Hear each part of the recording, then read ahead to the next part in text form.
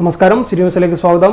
Online കമ്പനിയിൽ പണം നിക്ഷേപിച്ച ലാഭവിഹിതം നൽകാം എന്ന വാഗ്ദാനം നൽകി സൈബർ തട്ടിപ്പ് സംഘം യുവതിയുടെ ലക്ഷങ്ങൾ തട്ടിയെടുത്തു.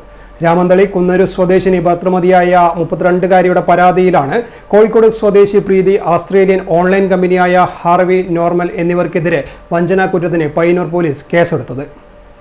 കഴിഞ്ഞ മാസം 22-നും 31-നും ഇടയിലാണ് കേസിനാസ്പദമായ സംഭവം. ഓസ്ട്രേലിയൻ ഓൺലൈൻ കമ്പനിയിൽ പണം നിക്ഷേപിച്ച ലാഭവിഹിതം വാഗ്ദാനം നൽകി വിശ്വസിപ്പിച്ച് മൊബൈൽ ബാങ്കിംഗ് വഴി യുവതി കമ്പനിയുടെ പല അക്കൗണ്ടുകളിലേക്ക് പല തവണകളായി 6,12,146 രൂപ കൈമാറിയെന്നും പിന്നീട് ലാഭവിഹിതമോ നൽകിയ പണമോ തിരിച്ചു തരാതെ വഞ്ചിച്ചുവെന്നുമാണ് പരാതിയിൽ പറയുന്നത്. ഇത്തരത്തിലുള്ള സൈബർ തട്ടിപ്പുകൾ വ്യാപകമായ സാഹചര്യത്തിൽ പോലീസ് മുന്നറിയിപ്പ് പുറപ്പെടുവിച്ചിരുന്നു. എന്നിരുന്നാലും ഇത്തരം സൈബർ ചതികളിൽ വന്നുപെടുന്നവരുടെ എണ്ണം ദിനംപ്രതി വർദ്ധിച്ചു വരികയാണ്.